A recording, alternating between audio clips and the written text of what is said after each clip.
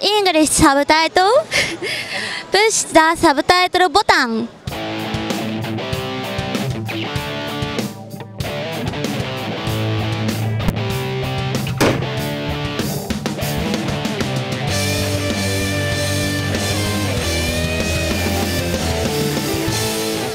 Hallo zur Folge 80 von Reptil TV. Hier mein schönes Intro-Tierchen.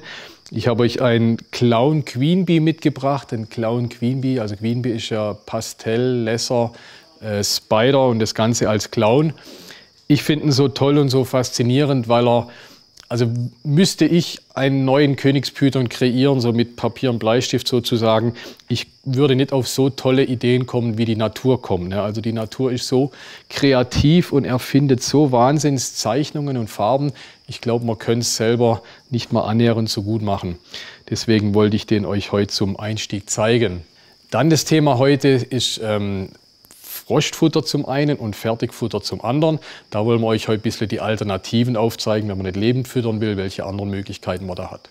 In Folge 17 und 19 haben wir schon das Füttern von Schlangen und von Echsen besprochen. Allerdings die klassische Methode mit Lebendfutter. Jetzt heute wollen wir euch wegen die Alternativen aufzeigen. Bei den Schlangen das Frostfutter, gefrorene Mäuse, gefrorene Ratten, hat zwei Hauptaspekte. Zum einen viele Leute wollen das einfach nicht, ach die armen lebenden Mäuse oder die armen goldigen Ratten oder was auch immer. Oder der Partner will es nicht oder die Mutter will es nicht, wie auch immer, jemand im Haushalt. Da kann das Frostfutter eine gute Alternative sein, beziehungsweise einfach auch der praktische Aspekt. Für lebende Mäuse, Ratten muss ich jede Woche spazieren fahren, die holen. Frostfutter, das lasse ich mir ins Haus schicken unter Umständen. Da kann ich mir einen Vorrat anlegen für mehrere Wochen oder gar Monate. Macht euch in eurer Gefriertruhe ein extra Fach natürlich oder nehmt eine ganz extra Truhe. Da könnt ihr euch einen schönen Vorrat anlegen und dann habt ihr immer gutes, frisches, passendes Futter zur Hand. Da ist das schon eine tolle Alternative. Wenn man das Ganze auch so entsprechend betitelt oder die Ausdrücke kennt, ist natürlich praktisch beim Kaufen. Da kann ich wirklich genau das, was ich will. Ich erlebe es immer wieder oft, dass die Leute sagen, na, ich will eine Springermaus. Dann kann es sein, sie meinen so eine, manche meinen Baby, die nächsten meinen mittlere. Also ein Springer ist diese Größe, das ist die Springer, manche Leute sagen auch Absetzer dazu. Hintergrund von diesem Ausdruck, das ist so ein biologischer Ausdruck, Springer heißt, wenn ich diese Maus auf dem Tisch sitze, die können zwar schon selbstständig laufen, können selbstständig fressen, sind aber noch so klein und dämlich in Anführungsstrichen, dass sie sogar vom Tisch runterspringen, also die Verletzungsgefahr unterschätzen. Wenn die Mäuse größer sind, springen sie nicht mehr vom Tisch runter. In dieser Größe sind sie noch so dämlich und springen runter, deswegen der Ausdruck Springer und ist genau diese Größe. Das Gleiche verwendet man dann auch bei den Ratten, bei dieser Größe hier.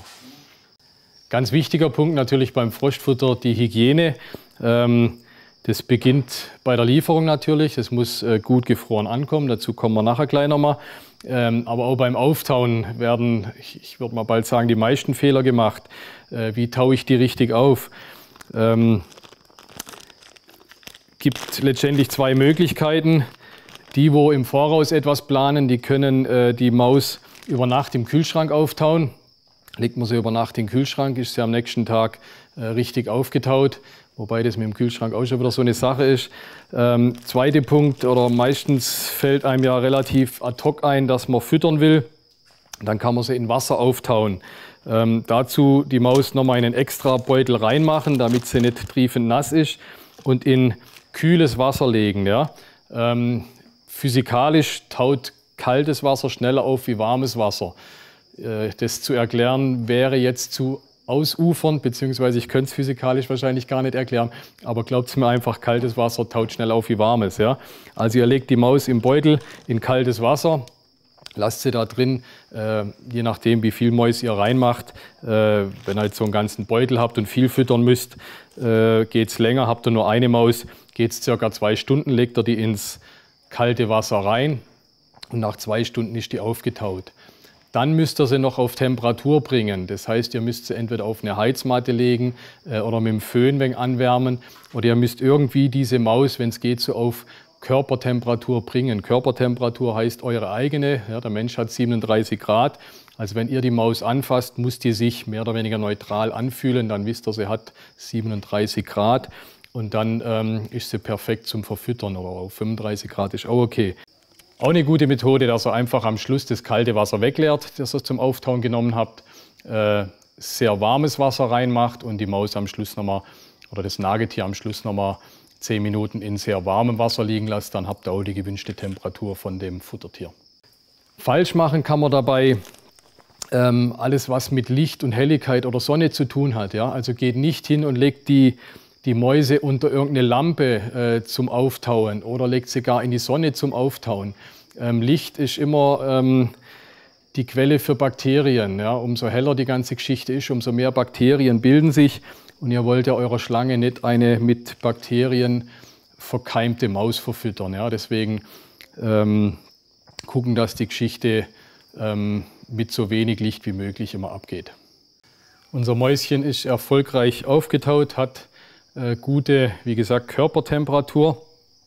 Dann braucht man natürlich eine Pinzette zum Verfüttern, machen wir nicht mit den Händen. Und dann können wir das Beutetier dann auch verfüttern. Je nachdem, wie gut sie fressen, reicht es, wenn man sie hier kurz davor hinhält, den Tieren. Die macht einen recht interessierten Eindruck. Wenn sie sehr gut fressen, wie die hier, ganz einfach mit der Pinzette hinhalten. Manche Tiere muss man über Nacht die Maus vielleicht reinlegen oder gerade wenn man umgewöhnt, ist manchmal ganz gut, wenn man die Maus aufs Versteck drauflegt, dass die Schlange vom Versteck aus rauskriechen kann und direkt vorm Versteck die Maus hat. So muss man halt gerade am Anfang, wenn man mit Frostfutter oder auf Frostfutter umsteigt, muss man sie gleich ein wenig umgewöhnen. Was wir gemerkt haben, dass es keinen Sinn macht, ein frisch geschlüpftes Baby direkt auf Frostfutter umgewöhnen zu wollen. Die wollen am Anfang lebende Mäuse. Man muss sie wirklich 2, 3, 4 Mal lebend füttern. Und wenn sie dann gut ans Lebende gehen, dann kann man sie auf Frost umstellen. Wenn ihr Frostfutter verfüttert, kann es auch ganz sinnvoll sein, also durch das Einfrieren geht doch wohl gewisse Prozentsatz an Vitamine verloren. Da kann es ganz sinnvoll sein, wenn ihr jede zweite, dritte Fütterung so ein Multivitaminpräparat dazu füttert. Ihr könnt es entweder in die tote Maus reinspritzen, ne? Holt euch in der Apotheke eine Kanüle und spritzt rein. Was man auch machen kann, wenn die Schlange die Maus schon zur Hälfte gefressen hat, also wenn gerade noch hinten so der letzte Teil aus dem Maul rausguckt, kann man auch schnell so einen Tropfen drauf machen, dann frisst es einfach mit. Ne? Die Multivitamine riechen relativ stark, es macht keinen Sinn, wenn ihr auf die tote Maus von außen vorher einen Tropfen drauf macht, dann gehen sie manchmal nicht ran, weil sie es einfach riechen. Ja? Also wie gesagt, wenn dann erst, wenn sie es zur Hälfte gefressen hat, dann frisst es einfach mit. Jede zweite, dritte Fütterung ganz sinnvoll. Noch ein paar wichtige Punkte, wenn ihr eure Frostfutterlieferung bekommt, ne, kommt natürlich in so einer Styroporbox an, außen Aufkleber drauf, wo darauf hingewiesen wird, was drin ist. Ich würde sagen, der wichtigste Punkt ist der, wo hier eigentlich auch groß auf der Box stehen sollte, Achtung, Trockeneis, CO2. Das Frostfutter wird immer mit Trockeneis geliefert in der Box drin. Gut und wichtig, dass die Box ausgestopft ist mit Zeitungspapier. Umso weniger oder umso mehr Luft drin ist, umso schneller vergast dieses Trockeneis. Deswegen muss es gut ausgestopft sein. Letztendlich dann euer heiß ersehntes Päckchen mit in dem Fall 25 Mäusen drin. Hier drin in der Box. Eben der wichtige Part kommt jetzt. Da ist immer so Trockeneis in der Box drin wenn es verschickt wird. Das sind entweder diese ganz kleinen Pellets, es können auch größere, so fingerdicke Pellets sein. Wie gesagt, das ist Trockeneis, kennt wahrscheinlich jeder mehr oder weniger. Der gefährliche Punkt ist, das ist ja wahnsinnig kalt, minus 80 Grad. Wenn ich das mit bloßen Händen anfasse, habe ich sowas wie Verbrennungen, also eigentlich Erfrierungen, aber es äußert sich wie eine Verbrennung. Also auf gar keinen Fall mit bloßen Händen anfassen. Auf gar keinen Fall, dass irgendwelche Kinder da rangehen. Das Zeug ist in dem Fall dann schon gefährlich. Auch noch ein ganz wichtiger Punkt, falls irgendjemand auf die Idee kommt, ich mache das Trockeneis in die Gefriertruhe mit rein. Das Ganze ist CO2, was zu Verstickung führt. Mir ist mal vor vielen Jahren passiert, wir haben so eine Gefriertruhe, wo man von oben reinfasst. Ich hatte das CO2 in der Box drin, hänge meinen Kopf in die Box rein. Und plötzlich war die Luft weg da drin. Ne? Also wirklich schon gefährliches Zeug. Wichtig, dass ihr damit verantwortungsvoll umgeht. Also wenn es kommt, am besten vielleicht direkt entsorgen. Man kann es über die normale Wasserleitung oder über das Abwasser entsorgen. Ist ja ungiftig, die Geschichte, aber es ist einfach wahnsinnig kalt, beziehungsweise hat keinen Sauerstoff. Ja. Achtet darauf, wenn es kommt. Dann, wie gesagt, auf der Box, wir schreiben außen das Versanddatum drauf. Achtet auf dieses Datum, wann es verschickt wurde. Normalerweise soll es einen Tag später da sein. Auf dem Trockeneis selber auch nochmal das Datum, wann es abgepackt wurde. Kontrolliert die Qualität. Die sollten natürlich picobello aussehen, sie sollten gefroren ankommen. Wenn ihr sie auftaut, sie sollten nicht irgendwie stinken. Also Frostfutter, wenn es frisch aufgetaut ist und so aufgetaut ist, wie ich es gerade erklärt habe, klar riecht es nach Maus, aber es stinkt nicht nach Verwesung oder irgendwas. Man erkennt es auch ganz gut, gerade bei den Mäusen oder auch bei den Ratten, die Bäuche sollten irgendwie nicht pechschwarz sein. Ne? Das ist so ein typisches Merkmal. Wenn die Mäuse oder Ratten schon alt oder ein wenig angegammelt sind, haben die so richtig schwarze Bäuche, wo zum Teil schon das Fell ausfällt am Bauch. Darf nicht sein. Also die muss wirklich dann auch aufgetaut picobello aussehen. Und dann habt ihr wirklich gutes Futter für eure Schlangen. Bei den Schlangen haben wir das Frostfutter ja schon lange, können so auf Eingefrorenes zurückgreifen. Bei den Echsen kommen wir nach wie vor nicht drum rum, uns jede Woche hier Heimchen, Grillen, Heuschrecken, irgend sowas lebend und frisch zu besorgen. Es gibt jetzt was Tolles Neues. Der Alan Repashy, das ist ein Amerikaner, hat auf der Sandfire Dragon Range jahrelang die Sandfire Bardergam, die eigentlich auch jeder kennt, gezüchtet. Hat sich jetzt die letzten Jahre auf die Fahnen geschrieben, eine gute Alternative zu finden, hat da einen Fruchtbrei entwickelt für solche karnivoren Reptilien, mit denen man die Heimchen, Grillen und so weiter ersetzen kann. Wo ich es gehört habe, dachte ich, bringt eh nichts, werden sie nicht fressen. Ich habe es jetzt einmal ausprobiert und war wirklich begeistert und wir wollen es euch jetzt zeigen, dass die Tiere wirklich super dran gehen und das als Alternative für diese lebenden Futterinsekten wirklich möglich oder verwendbar ist. Wir sind hier wieder in unserem Kochstudio, allerdings kochen wir jetzt nicht irgendwelche interessanten Farbvarianten, sondern eben dieses Wunderpulver, würde ich bald mal sagen. Kommt hier in so Dosen, ist ein etwas riechendes Pulver, aber ja, riecht wenig, aber nicht übermäßig unangenehm. Wird mit kochendem Wasser angerührt. Machen wir hier ein bisschen rein. Vom Verhältnis 1:2, also ein Teil Pulver, circa 2 Teile Wasser. Das hier ist kochendes Wasser, habe ich schon mal vorab vorbereitet. Ich werde mir gleich die Finger dran verbrennen. Jetzt habe ich natürlich zu viel Wasser rein, machen wir noch ein bisschen Pulver dazu. So, das Ganze gut durchmischen, durchrühren, dass es keine Klumpen bildet. Und dann muss man es eine halbe Stunde stehen lassen. Also es wird recht schnell, wird es hart. So in einer halben Stunde circa hat man einen schön harten Brei, der sich hier unten in dem Becher absetzt. 30 Minuten später, wir waren Kaffee trinken.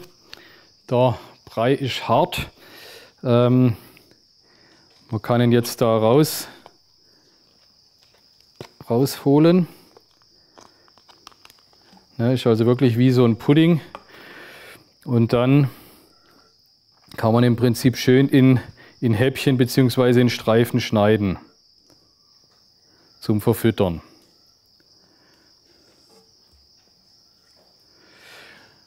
Wir werden das Ganze jetzt an Tiere verfüttern.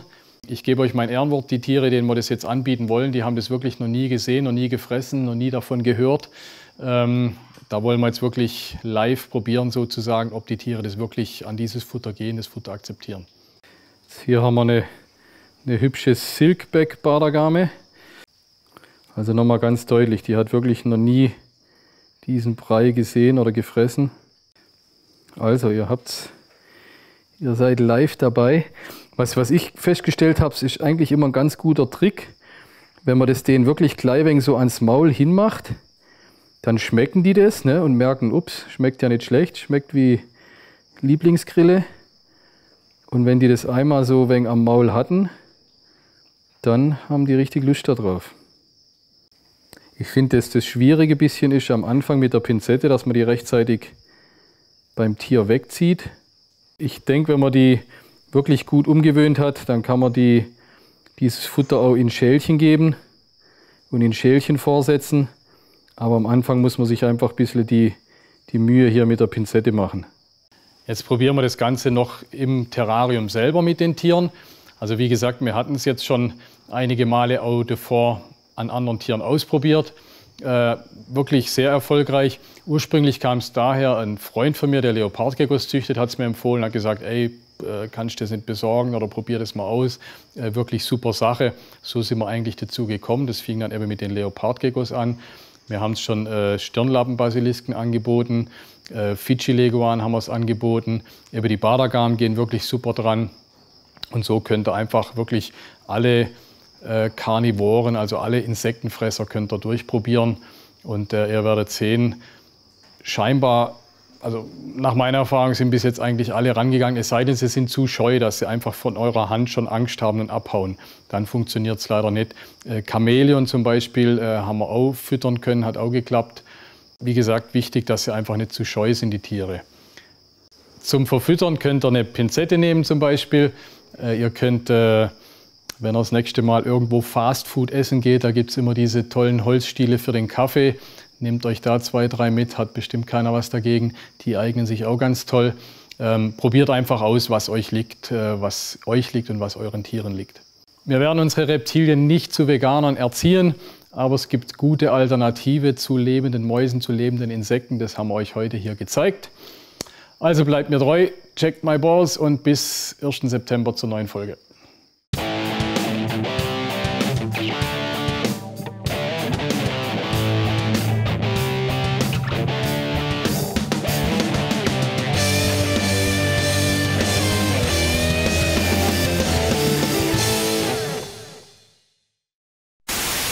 So, wie haben wir angefangen mit den Echsen? Machen wir es nochmal. Reicht, wenn du so tust für dein Geld. Ne? Noch schlauer ist, jetzt fehlt mir das schöne Wörtchen dazu, kreativer, genau, kreativ.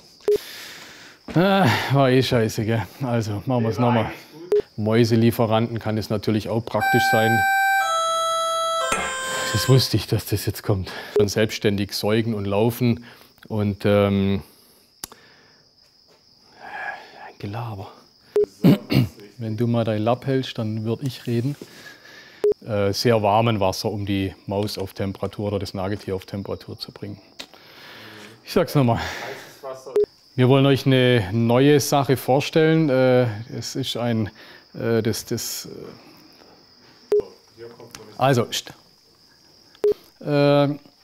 Frostfutter. Wie gesagt, diese Insektivoren oder die Karnivoren, das wollten wir euch heute hier zeigen. Ich hoffe, ich fand es interessant, ich darf nicht ich hoffe sagen, gell? Ja, genau. Adam raschelt. Adam raschelt, ja. Ciao Adam. Weh, du hast es mit der Tüte. Ha? Ja, ich arme Sau, da kannst du mal sehen. Wer hat diesen kleinen neckischen Gag bemerkt? Hier Versanddatum 21.02.69. Was war da? Ein großes Datum in der deutschen Terroristik. Der kleine Terrarianer Stefan Brokammer hat das Licht der Welt erblickt. War super. Ende, over und aus.